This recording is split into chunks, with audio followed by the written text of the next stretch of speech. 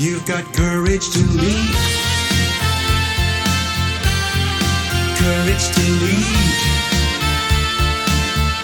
Be brave and be bold. Whoa. Let it roar.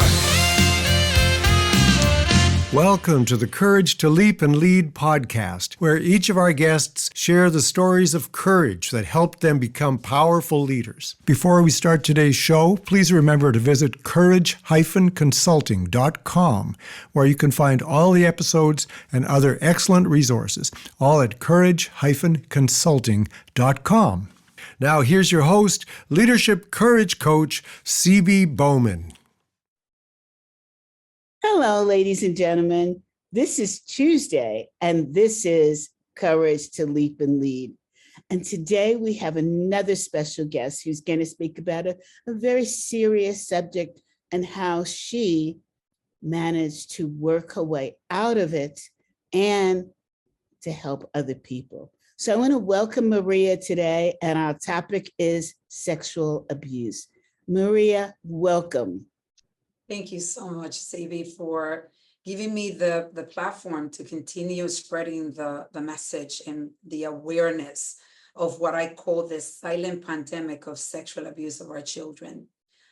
Speaking from my own experience and without realizing, I have become the voice for the voiceless, the children.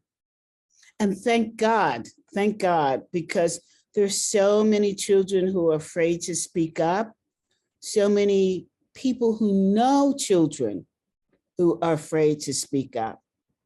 And so let's start with talking about your background as a child, your parents, what did they do, and then what happened? Thank you. I was born in the Dominican Republic. I was in the Dominican Republic from when I was born until the age of 15. Mm-hmm. That period of my life, I talk about my life as decades that changed my life.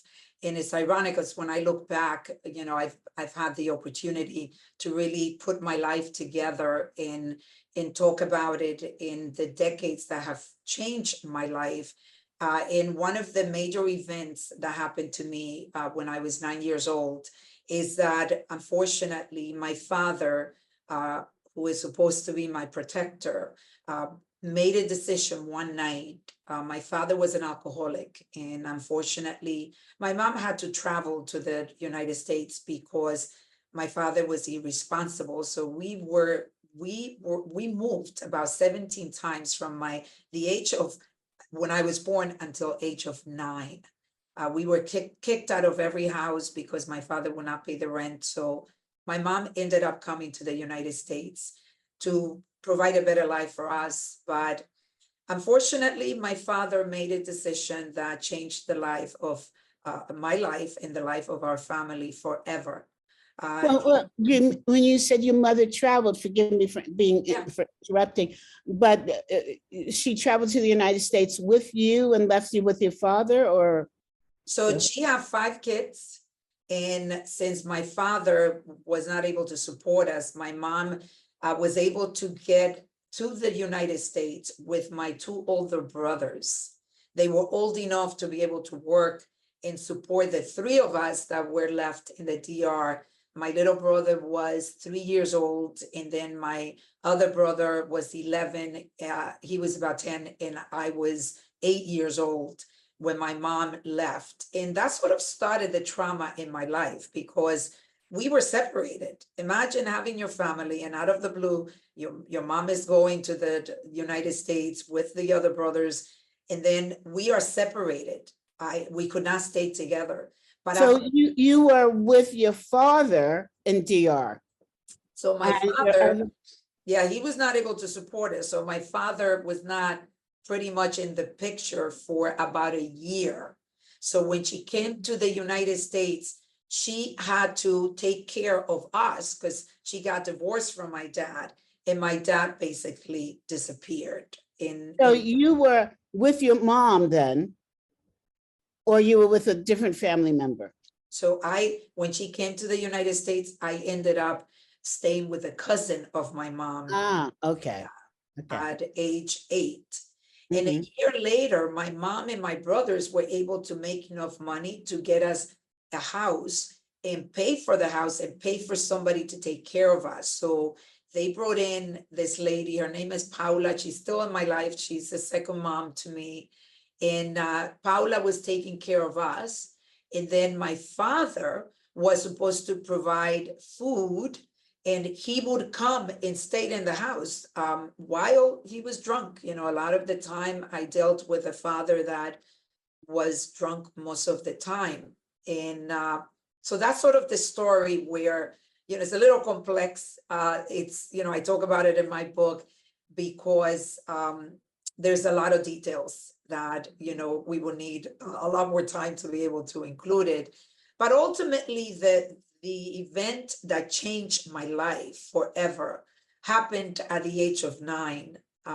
In the middle of the night, my father came to the house with a friend who was a witchcraft man. We called him 𝗵𝗶. What does that mean, a witchcraft man? He used to do witchcraft. You know, he believed in witchcraft. And what he did do that night with my father is that they were taking my little brother that was 4 years old by then. And we don't know what he was going to do with my little brother. You know, they could have sacrificed my little brother for all we know, which is something that, believe it or not, 50 years ago was possible. And I took my little brother from my father that night, and I am 9 years old. And my father says that he was taking me then. So my father took me in his car with this man, and he dropped me off in the man's house. And the man on the side had a place where he did witchcraft. And he brought me in where he did witchcraft, and he forced me to drink a bottle of whiskey nonstop. I could have died just from the whiskey. Yeah.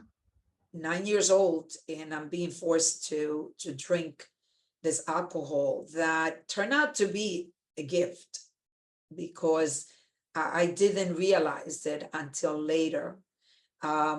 The man took me to a motel, and he brutally raped me. He raped me the entire night until he got tired. And in the morning, I woke up naked, broken. I could not walk. I was holding on to the walls, and I was able to make it to the bathroom. And I can tell you that I knew then, you know, that what happened to me, that At 9, you understood what happened? I was broken into pieces. I had to have surgery. My right ovary got twisted in the fallopian tubes, in the fallopian tube that connected, you know, obviously to my uterus. And I was bleeding. I was physically and emotionally broken. Then, you know, and it's, you know, the body keeps the score. Like I'm telling you the story that I've told over 600 times. I've been, when I say I've become the voice or the voiceless, I can tell you that this is not easy for me to, you know, be here with you and sharing the story that causes pain to me to this day. And I'm going to be 60. So this happened, you know, 50 years ago. This happened, and I still feel it, but I realize how important it is to give the details, because CB, what happens is that we have gotten to a point where we know this exists. We know we've normalized it, because unfortunately, what happened to me different versions happen to millions of children. And the decision that is being made by someone in the house. The monster is in the house over 93% of the time. The abuse that happens to children is something that we know. We don't talk about it. It's very uncomfortable. The dynamics, I mean, think about it. My father takes me and makes a decision where I had no saying of taking my little body like a piece of furniture and give it to a friend that destroyed that piece of furniture. Was your caregiver in the house when this happened? She said, I am on I have there's a documentary that I'm part of, and I heard her say, because she was interviewed, she said it was her father. How do I stop her father? She said, you know, she's a housekeeper in a way, you know, she was keeping, she's like, what happened to her? And she talks about it in the documentary is that for weeks, she had a hard time eating. She was devastated. I mean, everyone was devastated when this happened to me. You know, my family was completely destroyed in a way. You know, my family was never the same. I never got to see my father ever again, until the day he died, you know, that he asked for my forgiveness almost 20 years later. How did you, when you woke up in the morning, did you get to a hospital? What happened? The men took me, I mean, think about it. When I was in the bathroom for years, by the way, as an adult, I had this, it ran like a movie and I couldn't stop the movie. So I would go in the middle of the night and freak out in the bathroom, and I would go in the fetal position and I would be crying as a woman, as an adult. When I was in the bathroom, I'm like, oh my God, what's going to happen to me now? Because I'm going to come out of this bathroom. This man is naked in the bed.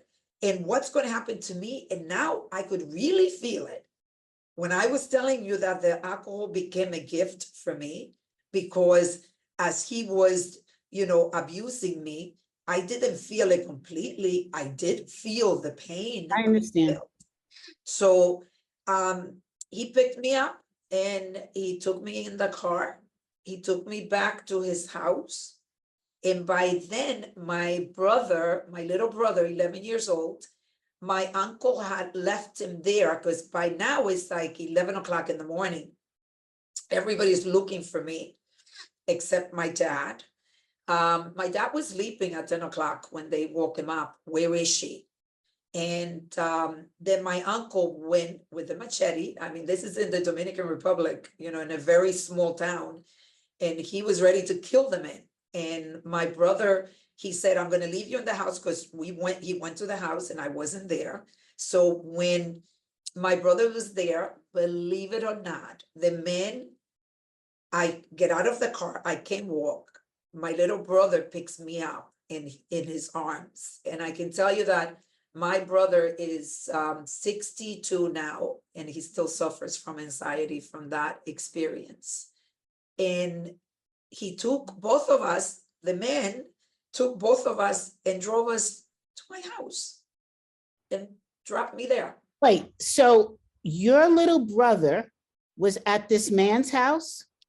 Because my uncle had dropped him off there, because my uncle went with my little brother looking for me.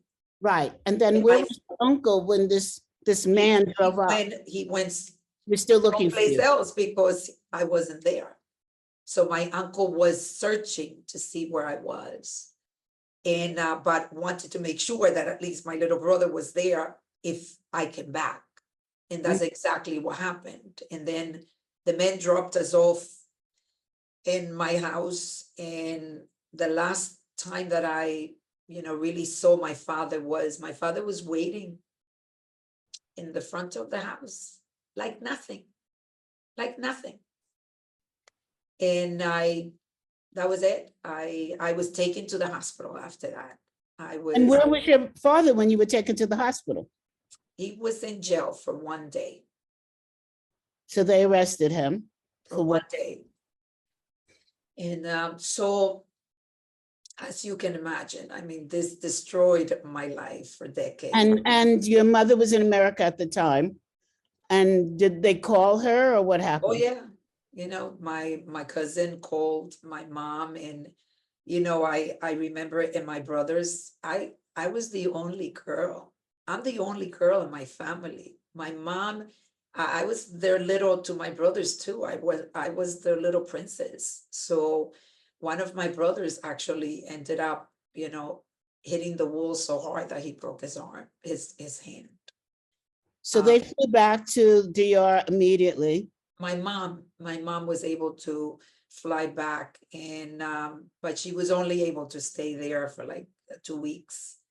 And so I ended up having surgery, ended up wanting to die. I was so depressed that if I could have killed myself at the age of 9, I would have done it. No doubt in my mind. I just didn't know how, because I did not want to live.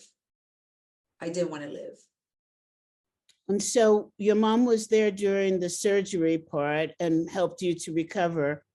And then when she went back, did she take you with her? No, she couldn't, because we didn't have papers. She had to leave me back there, and it took me almost 6 years to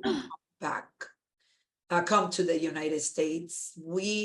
By then, what happened was that I couldn't stay in the little town where I was raised, because everybody looked at me with pity. Everybody knew what happened to me. I was looked at as someone that was damaged. And even when I went to the school for the first time, like a month after, I walked into the school and I had to leave crying, because when I walked in, everybody, including the teacher, looked at me like I was damaged and with pity. And to this day, I got to tell you, I don't like pity, and it's caused me a lot of pain, because I don't want anybody to pity me. I just, not too long ago, about 5 years ago, with the work that I've been doing, I realized that I've accomplished a lot in my life, and part of it is that little girl. I took that little girl, Jackie. They used to call me Jackie in the Dominican Republic. I took little Jackie resilience, and I used it, because Jackie got to the point where she could not feel. So I didn't feel. You could hurt me. It didn't matter. Like, I just didn't feel. My mom was there for those 2 weeks, and my mom didn't know how to deal with me. And my mom got angry when I was on the floor crying and crying and crying. And she kicked me, and she said, get up, enough is enough. I don't want to hear you cry anymore. This is enough. And I stopped crying. I literally stopped crying, and I would cry no more. It's horrible to say, but this is probably the best part of the story, best part of what happened to you, because without your mom giving you that resilience, it's horrible to say, but I could see the strength that you got for that, because you loved your mom and respected her and understood what she was trying to do. And now she's saying to you, I'm passing that strength to you. I didn't understand it at 9. Yeah. And it took me a lot of years to understand it, because all I wanted, CB, was a hug. Of course. I was not hugged. I actually, when I do public speaking engagement, I tell everybody, I said, look, You want to give me a hug? Come and hug me, because I'm giving you a hug. give me a virtual hug. Because I don't blame my mom. I forgive No. Liv. I literally have forgiven everyone. My mom, I was able to repair the relationship because I did a lot of work on myself. But my mom just didn't know what to do. You know, she was herself in it. I later on, she shared with me as an adult, like as I was already I have my own kids, that she wanted to die herself. And she said, I didn't kill myself because I have 4 other kids that I had to, you know, like, how do I leave these other kids? But ultimately, she said, I felt like I failed you, and you're my only girl, and this happens to you. Later on, we were able to come to that resolution and that repaired. But at that time, I didn't understand. You know, I've had the ability to really, I've done a lot of healing. You know, I've been healing for 40 years.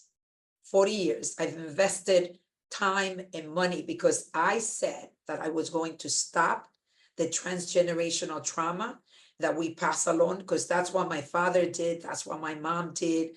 And I was going to stop it with my children. And I have 3 kids. And I would say that I've accomplished a lot in my life. I feel that if I left today, I've lived an amazing life. But the reason I say that more is because my children, I have the most beautiful relationship. I've healed as a mom because I was on the road that was very bad when I had my first child. I was not ready to be a mom. And I didn't know. How old were you then? I got married at the age of 17 to a very abusive Dominican man who mistreated me, who beat me, I mean, he tried beating me. My brother stopped him, but he sexually abused me too, because abuse, when you don't want to have sex and somebody takes you, that's sexual abuse. So he would take me whenever he wanted. I was not allowed to feel anything because he knew my story. So if I felt anything, he would tell me, what are you, a whore? I mean, he has his own trauma. So I ended up having a child at the age of 20. I have my firstborn. And that's when I realized that I was so broken. That's when my trauma really showed up. And I got to see it because I was not connected to my child. I was totally disconnected to my son, who actually today I do healing retreats with. He is my best friend and my coach. Like, we coach each other through our lives. So there's been a lot of healing, but my son for me was my biggest accelerator. He accelerated my healing journey. We're going deep and too fast at the same time. Yeah.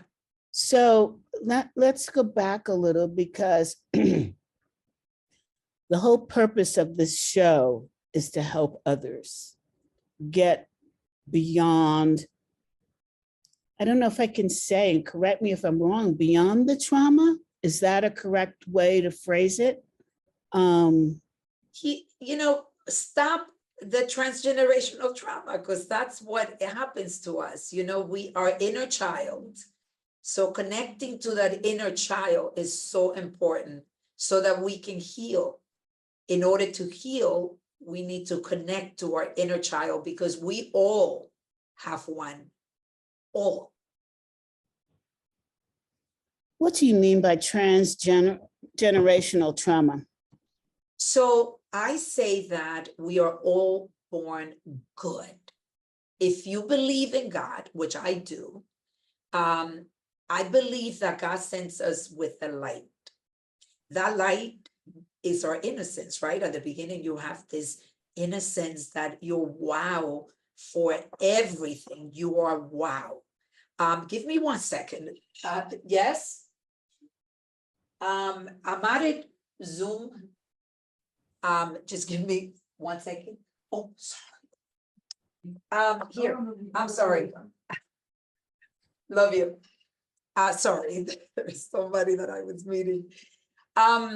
So transgenerational trauma is once you lose your light or you dim the light or the light is dimmed by the people that are raising you, they're going to be passing along whatever trauma are unresolved of your parents, right? Your parents, with not because they want to, we all carry trauma.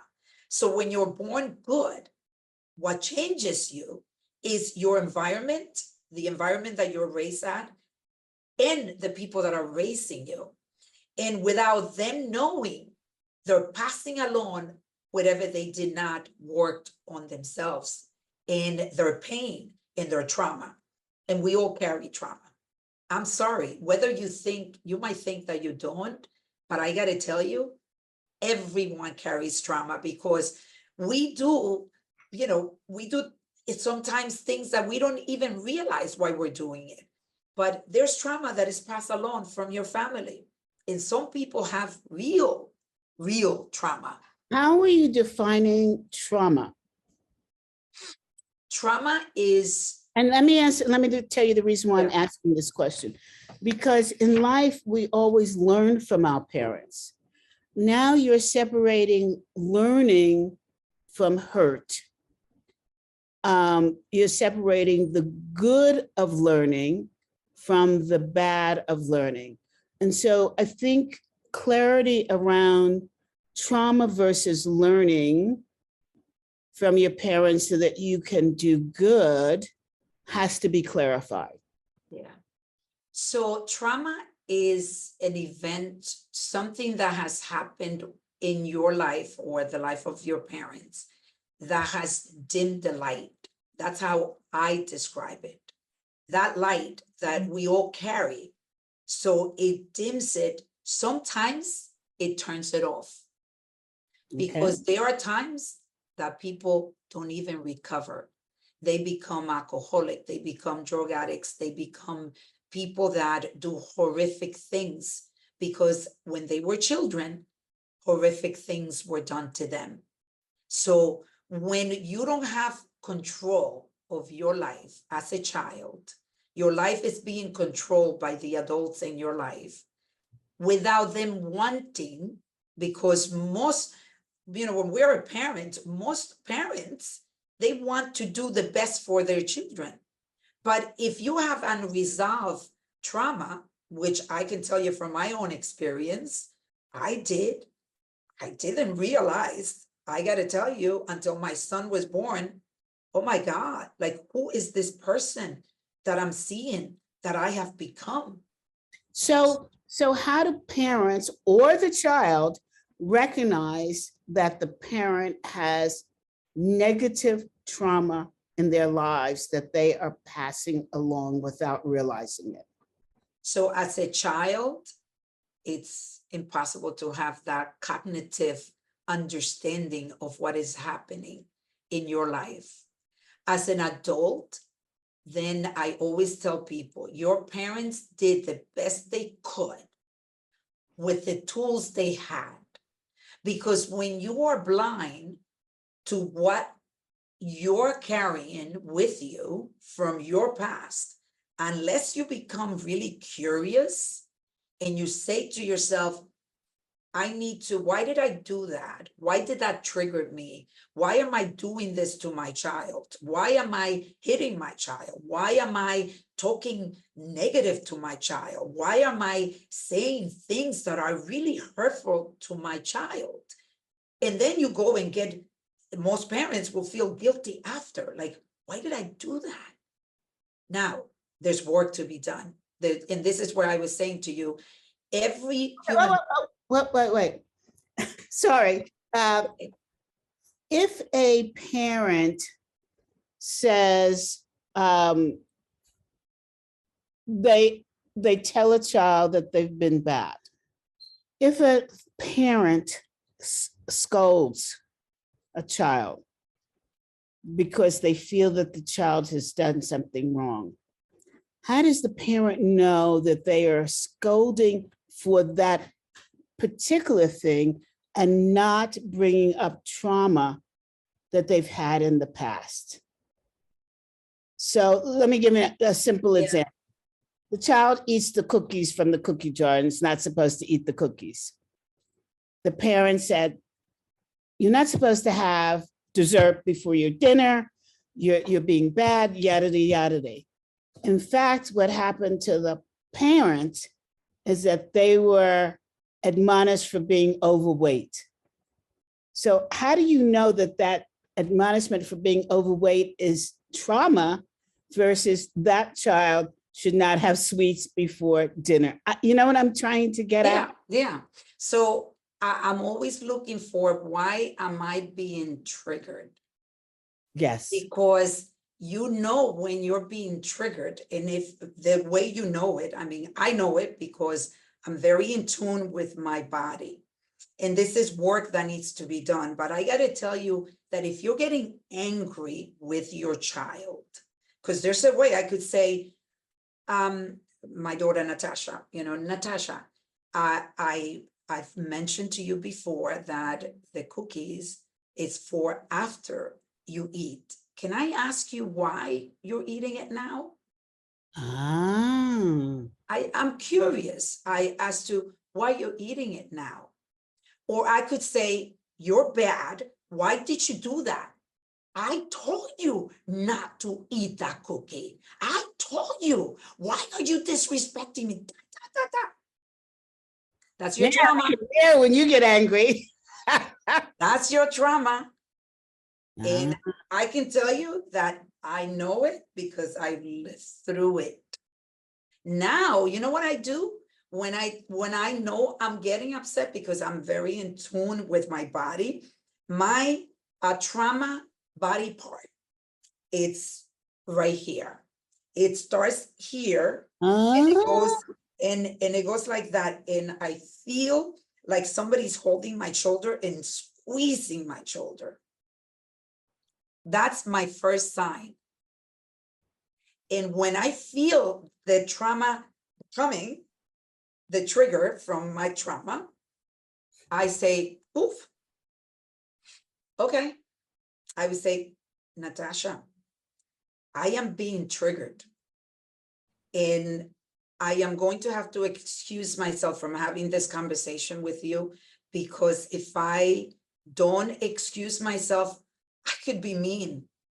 And I don't want to be mean. And I could feel, then I would have to repair with you. So I'm actually trying to prevent it. So please, let's not have this conversation right now. Now, Natasha is 16 years old, and she has been trained by me with this conversation because I've been very vulnerable, explaining to her how, she understands where I come from. She understands all the work that I do. And the way we communicate is very different than the way I communicated with my 40-year-old when he was born. Okay, so let me now ask you, are parents, I mean, what you just said is mind-blowing. So are parents concerned that they'll lose their parental authority by talking that way to a child? Yes. We think we are supposed to be the authority. And what that does is it disconnects, because we all want to connect to our children. So if you're the authority, you're already disconnected from that child. We have to be responsible. I would say to Natasha, I'm showing up as a mother right now. Okay, so I want to tell you, I'm showing up as your mom. I am not, this might disconnect us a little bit, because I just want you to know that I am not going to let you go to the Bronx. I am concerned. This is a real conversation. I know you feel that you are ready, and I feel bad, preventing you from having the experience that you want to have, because I know you want to hang out with your friends. And I was a kid, and I know how cool it was.